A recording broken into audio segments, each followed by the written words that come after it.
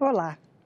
Carros movidos a combustíveis fósseis podem deixar de ser vendidos a partir de 2060. É o que determina um projeto aprovado na Comissão de Assuntos Econômicos e que agora está sob análise da Comissão de Meio Ambiente.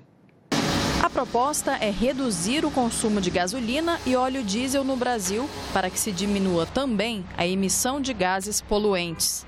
O autor do projeto de lei que restringe a comercialização de automóveis movidos a combustíveis derivados do petróleo afirma que a frota nacional de veículos passou de 32 milhões em 2001 para 93 milhões em 2016.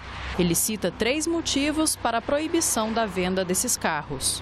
Como hoje a maioria do mercado está mudando a compra desses veículos, saindo de carro que consome gasolina e óleo diesel, combustão para elétrico, etc., o Brasil, nós temos que modernizar a nossa produção. Então é fato de mercado, de a gente buscar mercado. O segundo passo é que tanto a gasolina quanto o diesel, ele é finito, uma hora vai acabar. Então também a gente já tem que começar a se prevenir. E o terceiro fato é que a gente atende a questão da poluição, né? Para diminuir aí a poluição na atmosfera. A previsão do projeto é de que a mudança seja gradual. A partir de 2030, 90% dos veículos vendidos poderão ter motor a combustão. O percentual passará para 70% em 2040 e para apenas 10% em 2050. 10 anos depois, a proibição será total. A vedação não se aplica a veículos movidos exclusivamente por biocombustíveis. Toda a queima de petróleo hoje em dia, né, de gasolina, de diesel e de outros combustíveis fósseis no mundo, ela gera o aquecimento global, né, para gerar essas emissões de gás de efeito estufa. E também o transporte ela tem outros problemas associados com saúde. O parecer do projeto informa que o setor de transportes é responsável por 15% das emissões de gases do efeito estufa no mundo, segundo dados da Fundação Getúlio Vargas. Toda a literatura mostra a quantidade de metros cúbicos de dióxido de carbono que estamos jogando na atmosfera, afetando todo o sistema ecológico e especialmente elevando a temperatura do planeta, o que vai fazer aumentar o nível do mar. Então, cidades na beira do mar vão desaparecer daqui a algumas décadas, reduzindo terra fértil, porque começa a criar áreas desérticas. Por enquanto, aqui no Brasil ainda não há produção de carros elétricos. Alguns modelos importados estão à venda, tanto carros 100% movidos a eletricidade, quanto os híbridos, como este aqui, que possuem um motor a combustão para ativar a bateria. Mas até mesmo os híbridos que recebem gasolina vão precisar ser retirados do mercado. Hoje no Brasil nós só temos carros híbridos movidos a gasolina, 100% gasolina. Ainda está em estudo, né, um veículo flex híbrido. Segundo o vice-presidente da Associação Brasileira do Veículo Elétrico, que tem sede em São Paulo, os carros híbridos são mais eficientes que os convencionais. Eles perdem muita energia quando tentam sair da inércia para ganhar velocidade.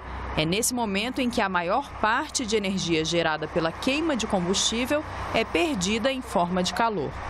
Os veículos híbridos vêm justamente para solucionar parte desse problema.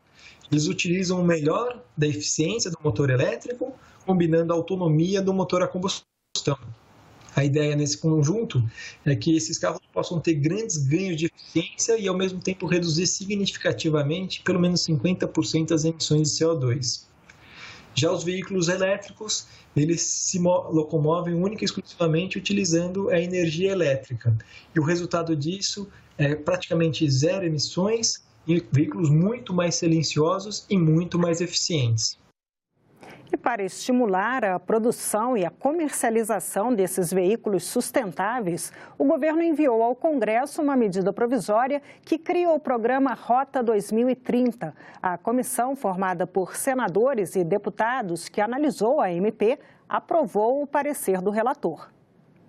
A nova política industrial para o setor automotivo brasileiro prevê uma série de incentivos fiscais aos fabricantes no país para os próximos 15 anos, além de trazer metas de eficiência energética e de segurança.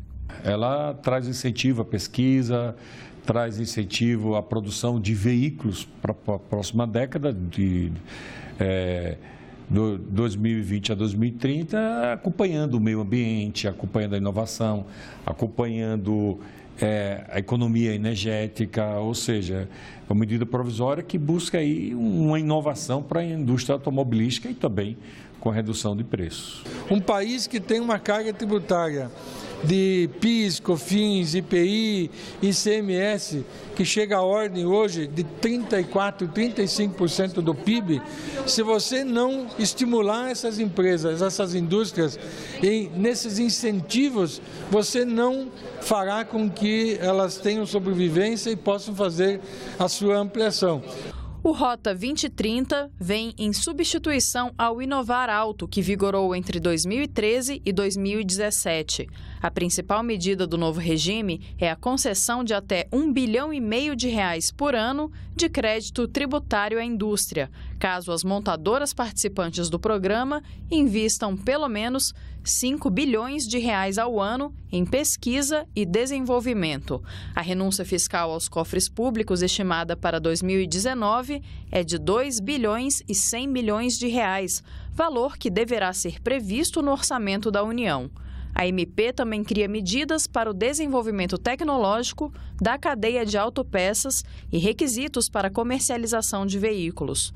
Em complemento ao novo regime automotivo, foi publicado um decreto que reduz a alíquota do imposto sobre produtos industrializados para carros com motores híbridos e elétricos de 25% para 7% a 20%, dependendo do modelo.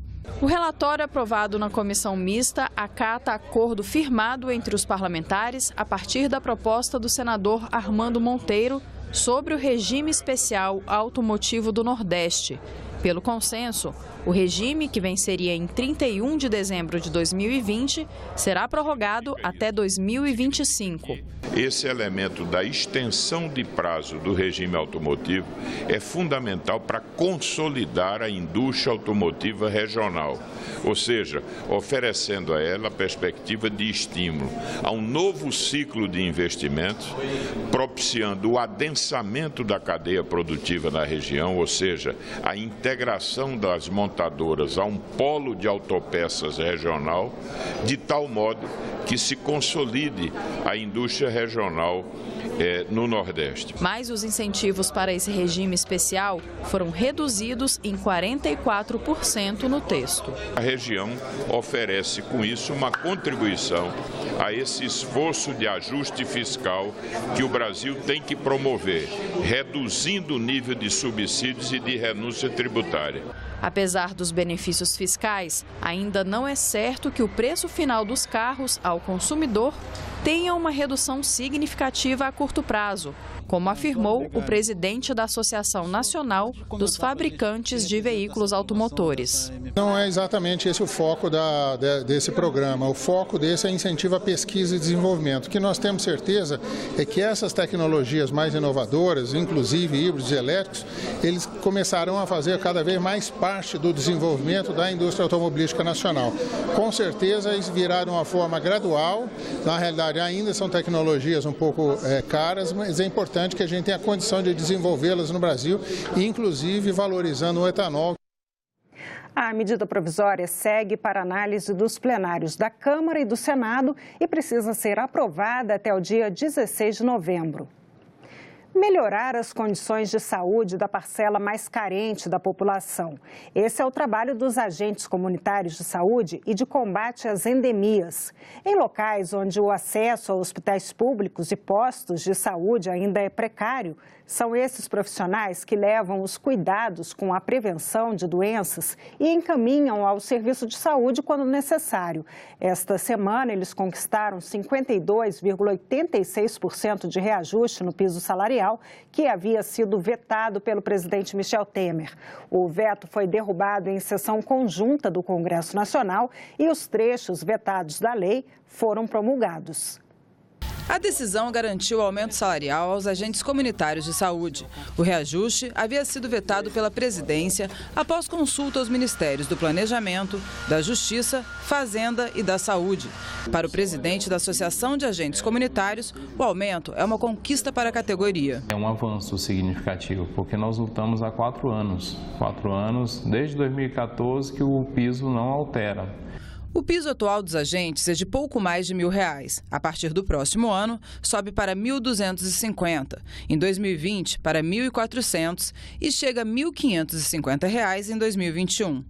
Mas você sabe quais são as responsabilidades dos agentes comunitários? São eles que fazem o atendimento domiciliar da atenção básica à saúde, que acompanha o recebimento do Bolsa Família, auxiliam doentes crônicos como hipertensos e diabéticos, acompanham idosos e gestantes desde o pré-natal até o nascimento dos bebês, dão palestras sobre questões relacionadas à saúde. Os agentes visitam as famílias, conhecem a história e acompanham regularmente os moradores. Nós tratamos a saúde para que ela não evolua a doença, para que não chegue nos hospitais. Mas quando doença, nós estamos prontos para encaminhar aos médicos. E foi em uma dessas visitas que o agente percebeu que tinha algo errado com Francilene. A moradora da estrutural conta que o trabalho dos profissionais foi fundamental para que ela começasse o tratamento. Eu estava sentindo dor no corpo, dor na junta dos ossos. Eu estava sentindo. Aí quando foi para o hospital, aí fez os exames e descobriu que tinha lúpus. Aí agora está tratando.